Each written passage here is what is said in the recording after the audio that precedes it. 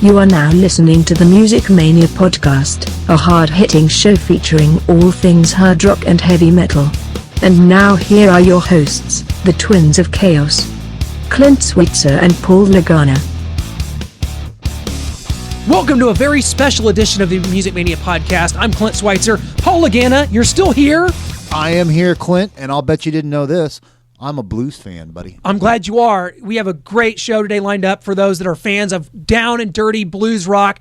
We have Paul Nelson, whose new band, the Paul Nelson Band, just put out a new album, The Badass Generation, and also Lance Lopez, he's a Texas blues legend, getting ready to come up on this very show. Guys, we're going to be talking about the wonderful world of blues rock, something that differs from some of our other shows as we mainly delve into the world of old school melodic heavy metal. Here we are talking blues, and when you talk about the blues, these two are a cut above, and they know each other. They're good friends. I believe Paul Nelson's actually produced Lance Lopez's new live album, Live in NYC. Great to talk to these guys. I can't wait to get into some blues rock, man. Absolutely, Clint. And a lot of the artists that we talk to, they're influenced by the blues. So I can't wait to talk to these guys, man. The blues influenced everything. I mean, it goes back to the early days of rock and roll. You got to go back to the old days, man. Blues has really been 50s, influenced for 60s. all. Zeppelin. Think about how influenced Zeppelin is by just American blues. It is unbelievable, and these guys are great. And it's great to be able to talk to these guys that are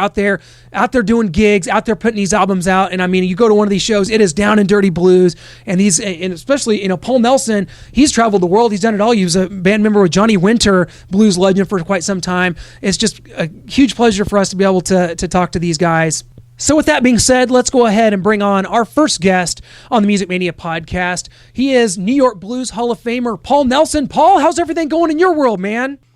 How are you? Very good. I'm excited about the new release that just came out. Johnny's movie just came out. It's a whole lot of stuff going on. Absolutely. Playing all over the place. It's all good. Yes, absolutely. And I've got it in my hand here. It's the album you're referring to, of course, is The Badass Generation. It's been out since February. It's getting a lot of good reviews. I love it myself. Been listening to it for the last couple weeks and really just digging it, man. How important was this album for you? I mean, you've won a Grammy with Johnny Winter, but this new band, this Paul Nelson Band, it's really smoking. It's really bluesy, really great blues rock album. How important was it for you to get this out there, and how's the reception been on it so far? Oh, very important for me because I had played with Johnny for years, but he knew, I also studied a lot of different styles and played a lot of different styles. So I thought it was time for me to finally come out with my own material, and especially with a lead singer. The last album I did, my Look album, was an instrumental album, so it was time to form a band. And I found Morton Fredheim, who I had produced several years ago, and he was actually on tour with Johnny. His band was the opener for a lot of shows on the East Coast, and I knew when I was producing, I'm like, I got to use this guy in some way, shape, or form. So, Johnny passed, and we got together, several months after that, and I flew him over. I got Chris Redden on drums from Papa Chubby's band, Christopher Alexander with Samantha Fish, and it was a lockdown, and I just started writing material like crazy, and it was very classic 70s kind of bass, but not retroized with a point where it was dated. We were all fans of that style of music, so we kind of wanted to mix it up with, jam and southern rock. We're big Bad Company fans and Zeppelin fans and Boston and Queen, and we wanted to recreate that spirit. So it's being well received. Actually, it's coming out in Japan tomorrow on Sony. Absolutely. That's great. And I'll tell you, I think Morton adds so much to this album. Great vocals, very polished sounding. I think that's the word that kind of came to mind as I'm listening to it. Especially, I don't know, I think songs like Cold Hearted Mama, comes to Down Home Boogie. Those two, those come to mind, just really polished sounding vocals. That's a favorite, yeah. Yeah, that's probably my favorite. And how important was that? You talked about doing instrumentals album. You've done guitar work for Johnny Winter. You've done so much. You're just a world-renowned guitarist. But how important is it to bring in that vocal and have that kind of enhance the band and enhance your own guitar work? I have to tell you, it was very inspirational because when I was writing material, and I knew the caliber of his abilities, it really opened it up for me, because I knew that anything that I started to write would eventually turn into something with his voice on it. So I knew that I could basically do no wrong, because he would bring it so much to life, and the collaboration of all the talents of all the musicians just really made the songwriting process so much easier, and the stuff just started flowing out of all of us. It was pretty amazing. It happened pretty quickly. But you put the stuff down, you start piecing it together. I started writing lyrics, and the melodies that came out of him and the harmonies. I mean, he's a very accomplished singer over in Europe. He, I think, was number 2 on The Voice over there, and he really captured that vibe that we all wanted and we all appreciated, from all those bands that I mentioned before. So it was a great writing process, a really good think tank. Well, you yourself, Paul, you're a protege of blues legend Johnny Winter, who passed away in 2014, and you played with him and produced on various albums of his, including I'm a Bluesman, and won a Grammy for Step Back. And just talk about, because I think one thing about blues guitarists that stand out from anything is that you guys seem to pull influence from every single walk of music, from jazz, from metal, from hard rock, from everything. Obviously, he was a huge influence to you, but how important was Johnny in building your own identity as a guitarist, and then kind of how did you take in all the other elements as well to help form your style? Well, as a guitar player, and as many guitar players learn as they study, they study from the masters, and one of those for me and many other guitar players was Johnny Winter, Jimi Hendrix, Clapton, Vaughan, and Eric Johnson and Satriani and that kind of thing. I mean, players aren't as one-dimensional. I hope not. At least I try not to be as they used to be. So I think we're at a really good time now where you can really mix it up, and that's what I wanted to do on this record. I think the audience kind of expects that now. You don't just pigeonhole yourself into just playing blues or just playing rock or just playing this, and that's what we tried to achieve there. It was anything goes, but there were some guidelines. We wanted to bring back that classic kind of guitar rhythm sound, and make the solos songs within themselves, and make the catchy hooks, and bring back the lead singer kind of thing, because I think that's getting lost a lot. With all these singing guitar players, every time somebody listens to something, they get a guitar lesson rather than a song. Sure.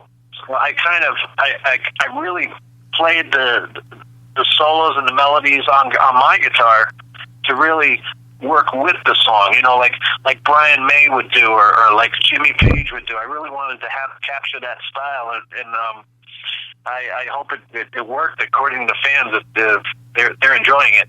But Johnny's influence is definitely in there, and there are some references, I think, in the song Goodbye Forever in the solo section. I actually pay a little homage to Johnny. I play some slide guitar in there on Please Come Home. I mean, Johnny influenced me. I was with him, for quite some time, so musicians are like sponges. Whether you want to learn it or not, it's always being pounded into your head because you're side by side with the master. And plus, he took me under his wing and he showed me a lot of stuff too. So I was very fortunate to have that.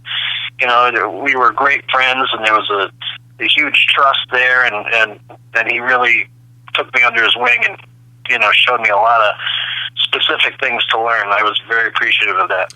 Well, Paul, you've done so much in the music business. And I mean, one thing I wanted to bring up is kind of something that's kind of vague as far as what actually happened. So I can't wait to get to the bottom of it right now. It says you actually were a composer and performer for the WWF back in the day. And I've got to get the specifics on this. We've had a lot of former wrestlers on the show, and I've got to know what kind of music you did. Did you do someone's intro music, or what was your association with the WWF back then? It was everything, and that's actually how I met Johnny. He was in the studio, and he heard me playing because I was doing the session work for that. So that's another thing. That's how that happened. But for that, it was for the player cameos. It was for the when the games were played in the stadiums. For the intros for the announcers. Sure. cheerleader cameos. The session work involves that. So it was these little mini songs, a la like a Satriani type of feel, or Eric Johnson feel, or an AC/DC feel, or a James Brown feel. It ran the whole gambit of different styles that were required to play under these different portions of the football league. So that's what I did. But yeah, that's actually how I met Johnny at the Carriage House Studios, where we actually recorded the Roots album. We did Step Back there. I'm a Blues Man there. A lot of good stuff comes out of there. That's so cool how that works. It's funny, you probably see that kind of stuff on TV, and you hear the little loop, couple seconds of a riff of a song, and you don't realize where it comes from. All that studio work, and it comes out, and sometimes you don't realize who's doing it. That's really cool to hear. Oh yeah, and you're composing it, and you're playing it. I mean, they're short little songs, and they have to just get to the point, make the melody, and be interesting. It's background stuff, or it's lead-in stuff for whatever portion of the show that is, and there's certain guidelines that you have to follow to. They want something in the style of this or in the style of that, but then it's the creative process has to flow very quickly, and you have to come up with stuff. You're on the clock. You have to produce. So it's commonplace for you to have to produce like 24 songs immediately. Yeah. And make yourself sound different than yourself on each one, because you don't want everything to sound like this or everything to sound like that. So you really have to know about tones and different pedals and different guitars, and purposely play different and not be yourself for things like that. But like on my album, I had to be myself. Well, Paul, I'll tell you what, 2016 has been a kind of a tough year for deaths in the music business. And of course, here just recently, we lost, it hasn't been. And we hear, Prince has been the latest one. Of course, Lemmy from Motorhead, David Bowie. It's been kind of a crazy year. And I want to talk about Prince. He's the latest one. And from a guitar standpoint, because I think one thing that gets lost about him is his dazzling guitar work. And I know you're a student of the game. You know the guitar as well as anyone. Like, talk about kind of your how you feel about Prince and just as a guitar player and what he meant to the music business. Well, he had some great solo moments, and they're all over the internet now. And we all saw them when they happened. Originally at like the Super Bowl, and when he did "While My Guitar Gently Weeps," and it's some great playing. And not only that, his stage presence, which was influenced by maybe James Brown, definitely. Yeah. But I think the way he played guitar and just his movements, the kind of very much like, Stevie Ray Vaughan, that kind of showmanship was also part of it. But to see him play bass as proficiently, to see him play the drums, to see him play piano, I mean, there's stuff that surfaced of him playing jazz standards, like Summertime or something. It's amazing how proficient he was at each instrument. Usually somebody says, "Oh, I play 50 instruments," and they're okay, but it was a talent. It was a sheer talent. One of Edgar Winter's like that too. He plays many instruments. There's not too many of those, but it's amazing when you see someone like that. But the volume of work that he did. He touched a whole generation, so that's why this was so I would say this was bigger than Michael Jackson passing. In a lot of ways, I would completely agree as far as just completely pure talent, like you said. And I want to talk, when it comes to you've been called by Guitar One magazine an A-list guitar player who is undeniably one of the most technically dazzling players the world has ever known. Okay, Paul, that's high praise. Now, I want to know, is there a moment that stands out? I ask a lot of musicians that I interview this. Is there a moment that kind of stands out, a defining moment for you where you have that moment where you say, that's what I want to do. I'm going to do that. Do you have one of those? You don't actually say it. It just kind of develops and it becomes a career, and you just keep at it. I was fortunate enough to be with Johnny and be in a lot of musical situations, different musical situations, playing with a lot of players. And it just creeps up on you. You do your thing. You just practice your craft and practice it to the point where you're ready for anything. But you have to also be well rounded. You have to engineer. You have to produce. You have to. You can't just be a one-dimensional anymore. To work, to be a working artist, and like I said, it comes up out of nowhere. People mention it to you, but you're not really thinking about it. But once you've toured enough, or you kind of start thinking, wow, this is actually turned into something. The phone's ringing, I'm working, and I'm recording albums. I got signed to Sony and a lot of stuff, and it happens. Well, that's how it works for amazingly talented musicians like you. For someone like me, I have the defining moment. It's just it never goes anywhere. So it's kind of funny how it goes. Practice. Hey, there you go. I mean, social media it's fantastic now. It's how everybody gets in touch. How everybody finds this band and that band, and everybody's always networking, talking, and it's amazing how much it helps. Well, in our next segment on this very podcast, we're going to be talking to Lance Lopez, someone I know you know very well. I just produced his live record, live in New York. Yep. He's a great friend, great player, fantastic player. When I listen to that, I hear the most down and dirty, like the filthy blues. Like you think about a hot Texas roadhouse on a summer night, and this guy sweating and playing just these unbelievably blues. That's what I think about when I hear that music. I mean, it's phenomenal. Oh, absolutely. And I just finished recording his studio album, and man, just fantastic. He had very Billy Gibbons influence, very Stevie Ray Vaughan, Freddie King, all the greats. But and his voice, he's got a great, powerful voice. Fantastic. Very much so. A really good friend. Great to hear that, and I'm glad to have you guys both on the same podcast and be able to talk to you both, and he's going to be coming up in our next segment. And Paul, I tell you what, you got some shows coming up I want to mention before we let you go. Here in May, you're going to be all around New York, mostly New York City, but you're going to be at the Turning Point in Piermont, New York on May 14th, and then a couple shows in New York City after that, man. It's got to be great to get out, and that's what you do as a musician. You go out and you play live. Yeah, that's the Blues for Peace thing. That's actually there's some very prominent and important shows for the UN. We're playing awesome. the King, the Washington Park. I'll be there with Joe Louis Walker, and then the Turning Point is a project called the Sidemen with Andy Alador. It's and the Uptown Horns, and I think the guitar player from Steely Dan.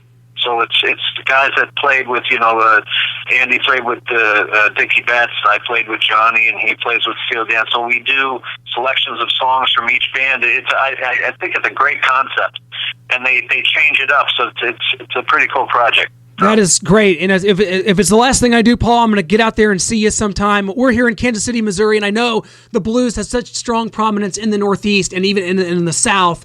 But we got to get you up this way sometime, and I'm going to come out and see if it's the last thing I do on this earth, because it has just been a revelation discovering your music, and having this conversation just enhances all that I thought about you beforehand, Paul. And I tell you, it's just been such a pleasure to catch up with you. I mean, we got to catch up again down the line sometime for sure. Thank you, and thank you for playing my new album. I really appreciate it. I'm happy that you're getting my music out to the fans. Yeah, thank of course. You. And guys, the band is the Paul Nelson Band. That album is called Badass Generation. It's a badass release. It's a great blues rock record. I can't wait to continue playing it and delve even deeper into it. So, Paul, I'll tell you what, thank you so much. We'll be in touch, and have a great shows this spring, and we'll be in touch, my man. Thank you, buddy. I'll see you soon. Thanks so much. Great to hear from Paul Nelson. The album, Badass Generation. It's really good. Please pick it up. Check him out. Paul Nelson, he is out there. Follow him on Twitter. Follow him on Facebook. Find this guy because he is one of the best guitar players in the world. And speaking of that, our next guest, he is a Texas blues legend. It is Mr. Lance Lopez. Lance, welcome to the show, man. How's everything going? Hey, man, it's all good. It's great. Thanks so much for having me on the show. Oh, we love it, Lance. I mean, I've just been listening to your Live in NYC album ever since I got it, and I tell you what, that's what I want to get into first. Paul Nelson, who was on our show in our previous segment here on this very podcast, I think produced the thing. I mean, it sounds wonderful. I love it. Talk about working with Paul on this album and what it was like playing, in front of that B.B. King's crowd and recording that the recording process behind that album. Well, thank you so much. I really appreciate that. Yeah, we it was kind of a bittersweet event. I mean, it was Johnny Winter's 70th birthday, and we had been on the road together, Johnny and I. And we were touring Johnny Winter and I had toured in Europe together previously, and that's what Paul and I got to know each other. Yeah. And being on tour overseas in Europe, and then we had become friends and began working with each other. And then I was on tour back in North America with Johnny as his opening act. And, he asked me, he had a birthday party coming up, and it was a big birthday. It was his 70th birthday. It was a big milestone. Sure. And I'd say it's bittersweet because it was the last birthday party Johnny would ever have, Mm-hmm. And we, of course, we didn't know that at the time, but that's what it ended up being. Just only a few months later, we lost it. But while we were on tour, he invited me to come play, and I knew he was having a lot of people to come play at this party. Yeah, a lot of great blues guitar players joining him during this show. So I thought, yeah, sure, I'll come, because me and Johnny jammed all the time together, and I thought that's what it would be. And they said, no, we want you to open the show, to play a set like I had been doing on tour with Johnny. And so I thought, wow, what a huge honor. I mean, we had been doing this on tour together, but this was a big event, and it was just an extreme honor. And so I had no idea that they were recording. And so I just knew that I had to go out there and play my heart out for Johnny. And I'd been asked to do this, invited to do it. It was a huge honor. It was Johnny's 70th birthday party. I really wanted to make Johnny proud and not let Johnny down, because he'd asked me to do it. And of course, it was sold out, and there was just a who's who of blues and rock music there in New York City that night. And so, I was just really super fired up. And like I said, 6 months or so later, I don't even know if it was that long, Johnny passed away. Yeah. And so in the wake of that, which was a very hard time for all of us that were close to Johnny, and all the fans and everybody. I mean, but I was particularly very close with Johnny. He was a very dear friend of mine. He was a mentor to me. I learned so much from him. He was one of my teachers, and I was there just going through that, and Paul called me. And he said, man, he goes, I was listening to the recordings from the party, and I thought, what party? What are you, I don't even know what you're talking about. Man, the birthday party. They recorded it, and Right. I was like, I had no idea, and he goes, I'm blown away. It's so great. And so I knew that if Paul was blown away by it, and he was going on and on about it, I was like, I know it has to be good, so, and sure enough, he went to a studio in New York with it, in Brooklyn, and they mixed it, and they sent it to me, and I just went, oh man, we have to release this as an album, as a milestone. And I wanted to take some time too, because it was so close to Johnny passing away, and I wanted it to kind of have some space, just for me personally, because I was still kind of struggling with it. It's still kind of hard dealing with the loss of Johnny, because we were just so very close, so I'm very proud of the recording, and I'm really glad it came out as well as it did. Well, you hear a lot of Johnny, of course, in your playing, and I'll tell you, this album, if people that aren't familiar with your work, I mean, this is as down and dirty blues rock as you'll hear. In fact, when I hear it, I always think about the movie Roadhouse for some reason. I feel like, with Patrick Swayze, I feel like that, if you've ever seen that, I feel like that is the music that just, it's like, I picture it, it's a hot Texas night in like Dallas, Texas, and like this, it's Roadhouse. It's perfect Roadhouse music, Lance, and I'll tell you, it is just down and dirty, just how the blues should be. It's just how it should sound. I mean, this is a lineage of Texas guitar playing legends. I mean, Johnny Winter, Billy Gibbons, Stevie Ray Vaughan, and a lot of people talk about now it's Lance Lopez. I mean, how does it feel being kind of in the vein of those great players from Texas? It's an extreme honor, and it's something that I just kind of came up the ranks, in the same way, like you said, Roadhouse music. I mean, that's where the commonality between all those players and myself that you just mentioned is that's where, we kind of forge our craft at. And that's why it is very, you look at our style of music, and just the very fearsome, ferocious attack we have, and that kind of playing style that we kind of come from. It's because we kind of hone our skills in those environments. The roadhouses and the beer joints and the biker bars and the everything that we're all the venues we have down here in Texas. It's like so that's. When we take that outside of here, and here it's just like, okay, here's another blues, with some more blues rock, but when we take it outside of our state, it becomes that, it really is, it has that uniqueness to it, and it really is an extreme honor, and I've really truly been blessed to have been mentored by two of the guitar players that you just mentioned, Johnny Winter and both Billy F. Gibbons. And, I never knew Stevie Ray Vaughan. However, he was very near and dear to me. I saw him perform in Dallas when I was 12 years old, and he passed shortly thereafter. But I did have a very close relationship with his family, with his mother, with his brother. I'm actually playing with Jimmy Vaughn here next week. That is awesome. Playing in San Antonio together. So I became very close to his mother, his brother, all of his friends he grew up with, and his close circle of friends, his very trusted confidants, here in Dallas. And everyone, it becomes so much more heartbreaking because so many of, and including Tommy Shannon, his bass player, and so many others, how we would be hanging out, and they would just stop and go, it's so sad that Stevie's not here because you guys would be best friends, because we were both, the big common thread is Jimi Hendrix. Right. I'm a huge Jimi Hendrix fan, and so was Stevie. And a lot of his close friends were like, we've never seen a bigger Jimi Hendrix fan than Stevie, and you guys are like, that was the commonality between me and him. So, and so many of his close friends he grew up with and people here in Dallas, even his mom. I mean, his mom used to come see me play all the time, and she would just say, you guys would have been two peas in a pod. Yep. And that's what makes that kind of sad. It's like, man, I wish that Stevie was here. We would be, good buddies, just like me and Johnny were, and just like me and Billy still are today. So, that's what just kind of makes that one a little tough too. That relationship was never able to be forged. But yeah, I was very fortunate to have spent the time that I did and learn the things that I had from Johnny Winter, and I continue to this day with Billy F. Gibbons. I mean, we talk all the time.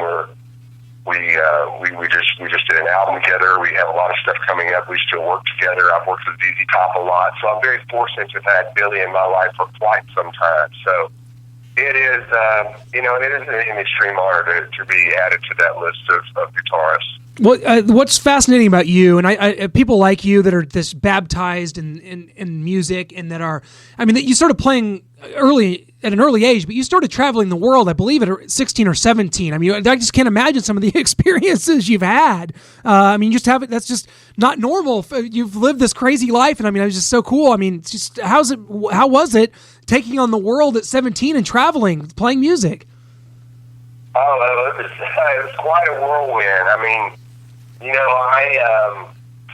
We moved around a lot when I was younger, which it was kind of great how that kind of played into my story, because it kind of set me up to kind of be moving around quite a bit as much as I did. I started moving from place to place kind of when I was 12, because my mother lived in Texas and my dad lived down in New Orleans. So I kind of moved between Texas and New Orleans and started playing out there. So, and we moved around the Gulf Coast a little bit here and there too, so down to Florida and around the other areas. And so by the time I was 17, I was hired by Johnny Taylor, and who was, one of the legendary soul singers from the Stax label out of Memphis, from the mid-'60s, and he had big hits in the '70s. And, I had no idea. I was thrust into this world.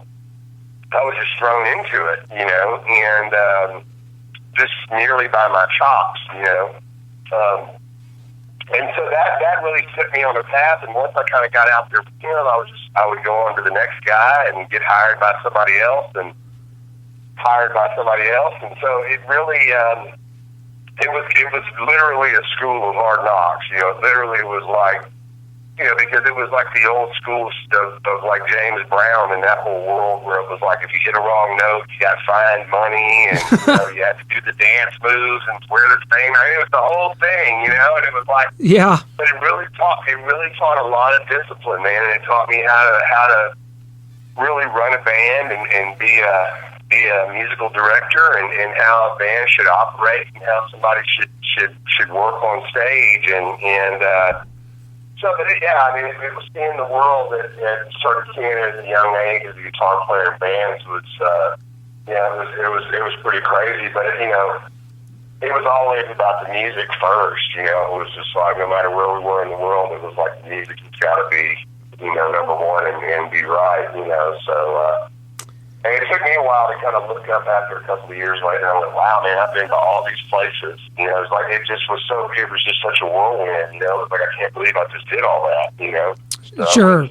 And it was pretty mind-blowing, kind of looking back at it. Well, here on the Music Mania podcast, we do a lot of interviews with a lot of hard rock musicians. And I don't think people that maybe listen to us understand how much those players, I'm talking the George Lynch's, the John Sykes, are influenced by blues rock. I mean, get it? Because I know you work with Billy Gibbons, ZZ Top, obviously, a more hard-driving rock band. What would you have to say? Because, I mean, I know you know a lot about hard rock. You've played with a lot of players that are hard rock musicians. I mean, those musicians are as influenced by that kind of type of playing, as Stevie Ray Vaughan's and Hendrix's as anyone, right? Oh, absolutely, and I mean that was the thing too. Is I was a rock musician that first when I started playing guitar. I mean, I played rock music. I mean, I grew up in the '80s playing guitar in the '80s. I mean, I saw every arena band in the '80s, and it wasn't until I started being drawn to the blues. And when I saw Stevie Ray Vaughan, that's what sealed the deal for me. Right before he passed away, it was like, okay, and that was the end of the '80s and the beginning of the '90s, and so. And a few years later is when I was thrust into playing the blues. So it was something for me to adapt at a young age that kind of redirected my whole style of playing and my approach to blues, and I was in R&B bands and did horn bands and all that. But what really blew my mind was that the fact that I was playing with all of these blues legends, Yeah. I was their guitar player, and I was being kind of passed around by all these legendary blues players as the guitarist. I mean, I'd be on one guy's bus one day, one guy's bus the next day, playing these big review bands. And it wasn't until I was over in Paris, France in the late 90s, I was playing a guitar for Lucky Peterson, and I was invited to a party at a hotel in Paris with Ronnie Wood.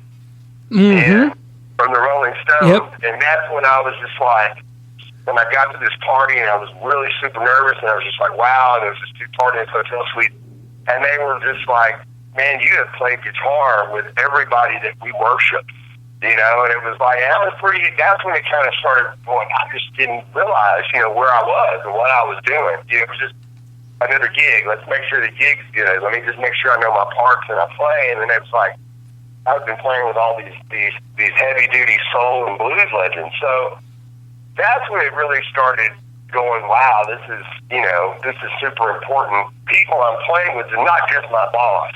These guys have influenced the Rolling Stones, So, I think it is. It's a fact of, because all those guys, rock music is a huge, big part of my sound. It's not just your traditional blues. I mean, we are a blues rock band. It is blues rock, and most of the guitarists that come from Texas were blues rock players, aside from the traditionalist guys. I mean, we have our Jimmy Vaughns and our Anson Thunderbirds that are straight traditional blues, but, like I said, in line with Stevie and Billy and Johnny, I mean, it's blues rock, Sure. So, because it is intense, we are playing in a roadhouse again. We are delivering that thing in a roadhouse and at a biker bar, and bike rally, and out there with sawdust on the floor. We're in these joints in Texas where it's hot and it's heavy and it's they want it loud and proud, so they can drink their beer and their whiskey. And you know, and so it is kicked up a notch. It's not your traditional blues, you know. It's got to be heavy. It's got to be rocking. It's got to get it, you know, people hot, sweaty, and ready to drink some whiskey. You know? Yep. So my summary was pretty dead on. Then it sounds like just by hearing this album, I pretty much got it. I think I've got it. My image of this seems like it's exactly what you guys are going for. And I mean, I want to talk to you. I mean, as a musician, it's always about going out there and playing. You talk about playing the roadhouses, and you guys, I want to talk about some of the shows you have coming up. I think May 4th in Lubbock, May 5th Flagstaff, and then May 6th and 7th in Arcadia, if I have that right, Arcadia, California. I mean, you guys are going to be out there playing. How great is that? I mean, always out there playing, right?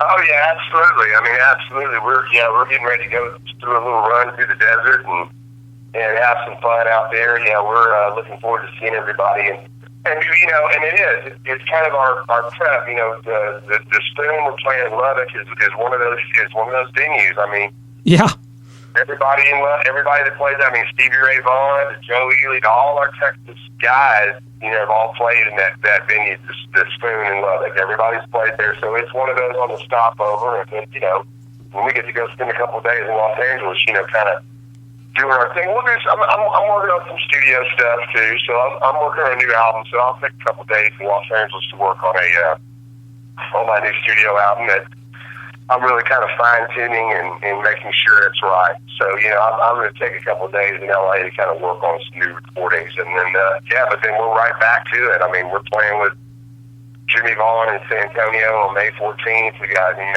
several. You know, I love this time of year because this is when all the bike rallies and all the festivals are happening. So we're doing a lot of bike rallies this year. So I love this time of year. I love motorcycling. Well, we look forward to seeing you there out there on the road. We're in Kansas City, so if you ever get up this way, man, let us know what we can do for you. We will be happy to promote that show. We will be out there in full force anywhere in the Midwest. I know the Midwest isn't traditionally a blues hub, but I tell you what, we have several venues in here that would be just great for you guys, trust me. And you know, Lance, I tell you what, just what a great guitar player you are, and can't thank you enough for coming on to join us today, man. Guys, the CD is Lance Lopez Live in NYC. You can get it on Amazon or on the website. It's LanceLopezTX.com. Is that correct? Absolutely, that's it. Thank you so much, man. I hope to see y'all soon. Lance, I'll tell you what, we'll look you up. We'll definitely hook up again somewhere down the road, my man. Thank you so much. Thank you so much. Y'all have a good one. You betcha. Thanks a lot. And our thanks again to Paul Nelson and Lance Lopez, blues legends. Everybody needs to get out and check out the blues, because a lot of the bands that we bring on here, a lot of the guests, they cite the blues as a main musical influence. There's no doubt that it is. I mean, you hear it in a lot of guitar legends. I mean, George Lynch, you hear it in that. I mean, Led Zeppelin, you can hear Jimmy Page. I mean, those guys were heavily influenced by the blues. It was really the first roots of rock and roll. And even a band like ZZ Top. Oh, for sure. Oh, absolutely. Billy Gibbons, and we, you know, talked to Lance about his relationship with Billy and ZZ Top. You know, that Texas, I mean, you just feel it in the music, this kind of dirty, hot, filthy blues guitar playing. I love it. I love that stuff, and I'm so grateful for that. And guys, thank you so much for joining us. It's been such a pleasure to talk to both Paul and Lance. Guys, go check them out, and check us out, Music Mania Podcast. Follow us on iTunes. Subscribe. Follow us on Twitter, Facebook, anything you want to do. We got you. All feedback is appreciated and welcomed. Thanks, guys.